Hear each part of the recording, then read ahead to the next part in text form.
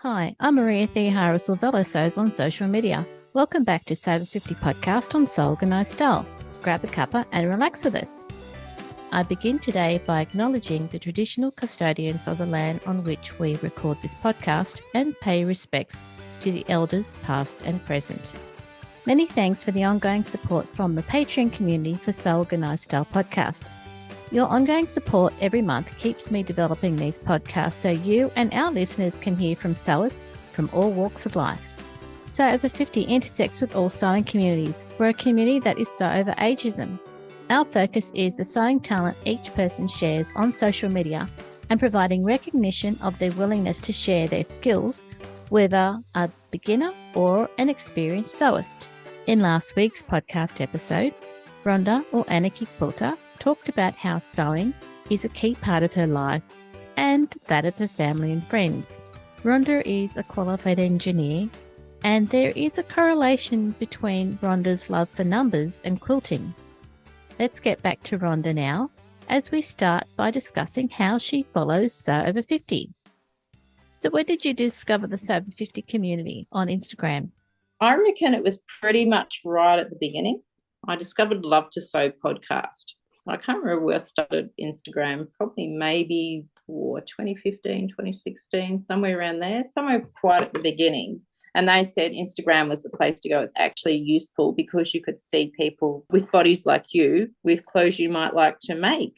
I thought that's brilliant. That's good. That's better than looking at those pattern packets. And then I discovered all the indie sewing stuff. And at some point there, it was before I turned 50, I reckon. So the year before that. So maybe sometime in 2018. Yeah, that's when it started. Yeah. So I reckon I pretty much was onto them from the beginning.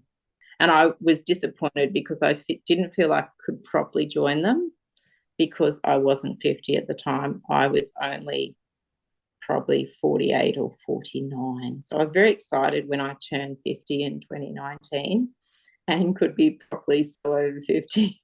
You sometimes see that people make these big posts. I'm finally 50, so I can join So Over 50 legitimately. I haven't seen too many lately, but, I have seen a few. And that always makes me giggle because that's exactly how I felt. I was like, it was the one thing about being 50 that I thought was fabulous. I could be properly so over 50.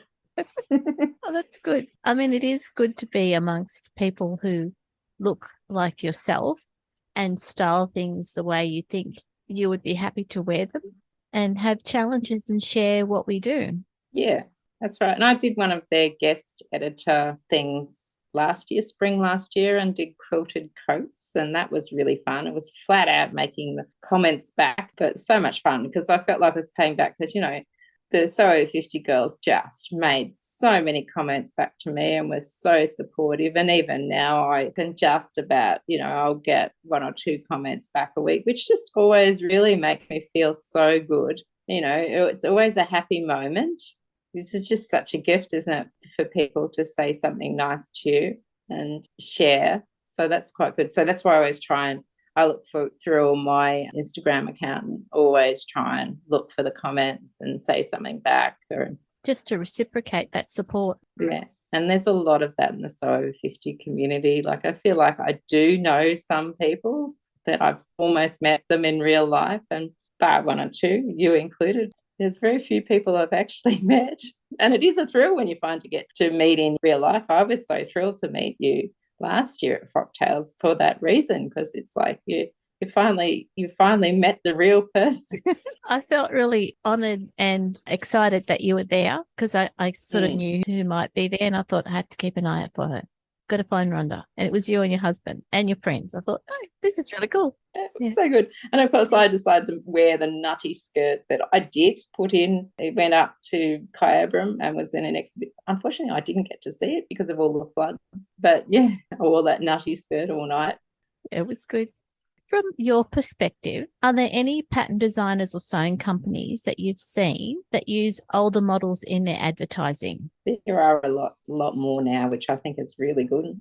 Probably don't take as much notice of that as I should. I mean, my favourite pattern company, Stocks Patterns, definitely do. And I take a lot of notice of those because I just got Stocks Pattern. I got sort of really interested because the designs were slightly different. as always, it's like the Easter egg moment, I guess, when you're sewing something and you discover a little thing that you didn't even realize was a thing.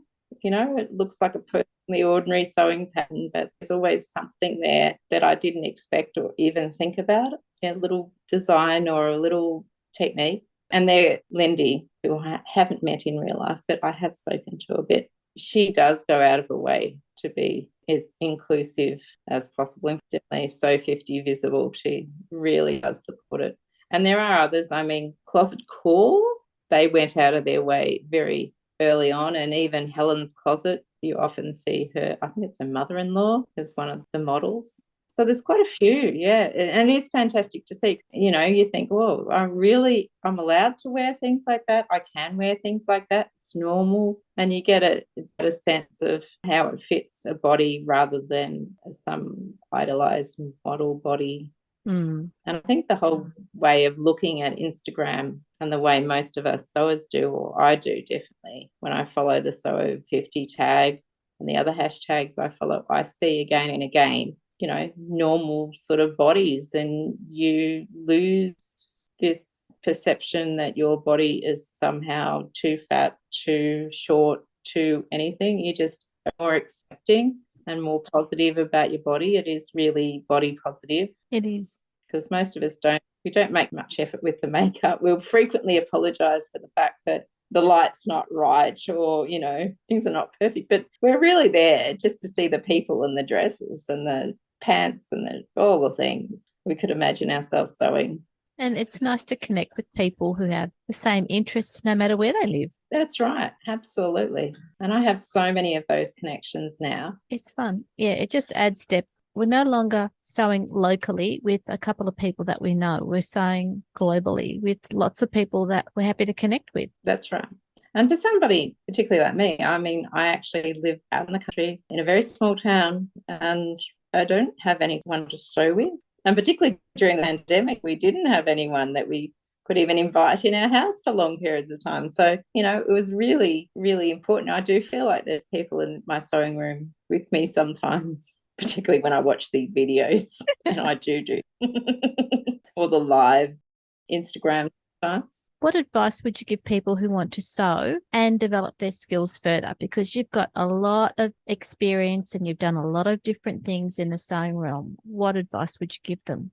You've got to give it a try and just do it. Don't overthink it too much, although I am guilty of that.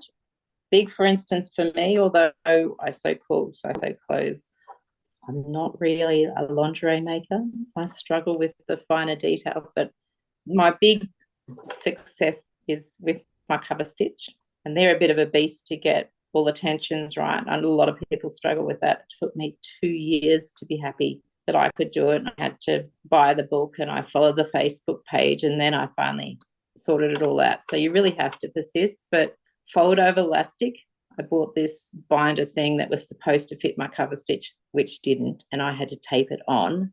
I bought it off one of those AliExpress things, and because otherwise really expensive. And I thought, well, I just can't afford that much money, so I'll buy this and give it a go. Well, once I figured out how to use it, turn it upside down a few times and had to fiddle with it, but finally did it and then experimented with it. And then it took me a while, coordination, but I finally managed to get my little fold over elastic on my Banksia bralette satisfactorily.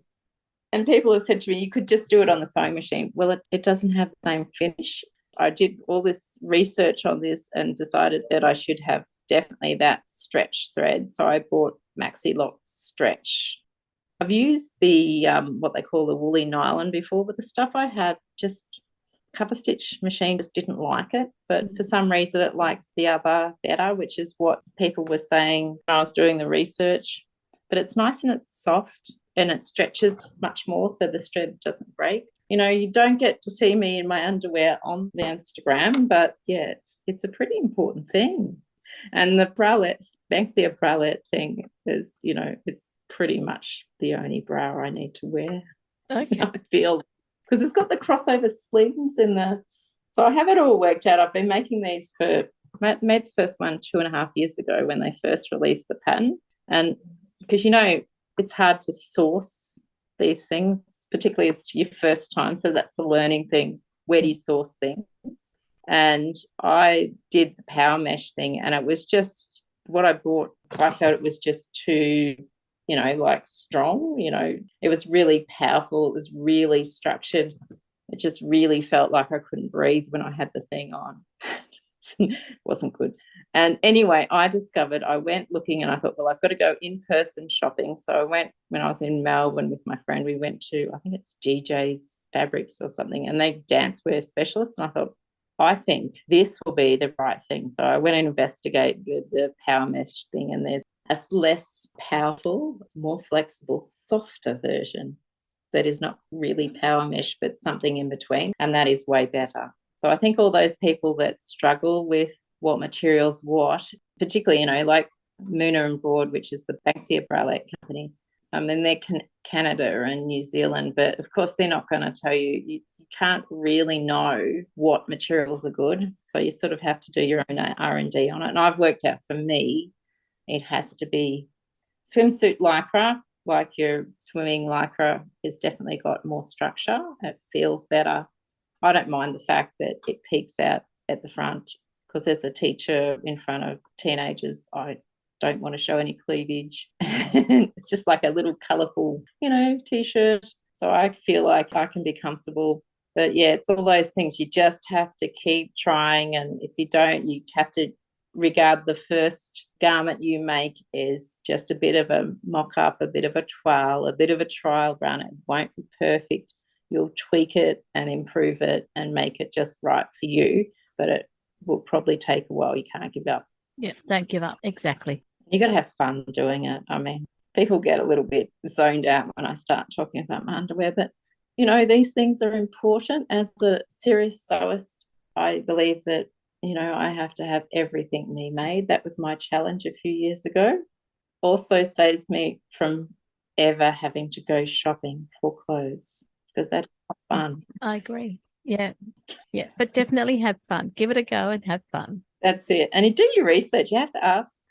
Like, now it's better because there's so much information out there. You can watch the Instagram and see what other people are doing. You can even ask them. If you go into Facebook groups, which I don't tend to, you can ask other people there, which you just couldn't in the past. You were just so reliable on whatever your local shop was selling you and whatever that shop assistant was saying. And I've been told some very bizarre things by some very well-meaning people. But, it's all part of the challenge of trying, and you get to wear things for quite a few years and enjoy them. You do. Rhonda, thank you for coming onto the podcast, the SewOver50, to talk about your ongoing love of sewing and quilting and how you break the rules because that's how you want it to be. That's how. And that's what I love about Lindy. She's a rule breaker too from Stocks Patterns. Yeah, she's very supportive. It's not about fashion. I think from Lindy, it's about coming up with something that is unique and, it's her aesthetic and we love it. And it fits a need. It actually is designed to fulfill a purpose. Mm-hmm. I don't always get the purpose first off, because it takes, like when I do, I think, that's what she was trying to do. Yeah. So big shout out to Lindy of Stocks Patterns, hey? Yes. Yeah. We're about to do a Wear It Red fabric. Aniki Quilter, who doesn't really wear red, is going red for visibility. Stay tuned. It's challenging to buy red fabric. I didn't think it'd be so hard. But I've put the word out, and red fabric is finding me now. So my sewers friends are like, I have red fabric in my stash for you, Rhonda. So it'll be fun. It's a challenge. I feel challenged to wear red. So I think it's a kind of cool thing to do. I think so. And hopefully lots of people will join us, because not very many people wear red. If you all wear red, it'll definitely be noticeable. Got to try it. Yeah, that's it. Thank you again. Pleasure. It's been good chatting. I'm so glad we've been able to chat now after meeting, because it's so much more fun. Oh, it is, yeah. And it's so much easier when you've actually met the person too. Not that I might have chat anytime. It's like professional for me to chat. I think it's part of my job. I'd hope so. Well, I'll let you go because you've had a busy day. Yeah. And it's only going to get busier this year. So thank you again. Pleasure. Until next time. Thanks. Bye, Rhonda. Bye. This episode of SewOver50 podcast on Sew Organised Style was produced by me, Maria Thea Harris, with permission of Ronda, sound by bensound.com. Listeners, please direct message Judith and Sandy at SewOver50 to give them your support for the SewOver50 account. As you know, Judith is undertaking some interesting research that I know you'll want to help her out with. If you have time, also let Judith and Sandy know how you'd like to support SewOver50 behind the scenes this year. SewOver50 Live for SewOver50 account with Bird and Molly continues this year. You can subscribe to Sew Organised Style podcast, but with an S, not a Z, on all good podcast apps. If you are a YouTube person, a library of Sew Organised Style podcasts are being loaded onto the YouTube account with a few visuals to really show you what we're chatting about.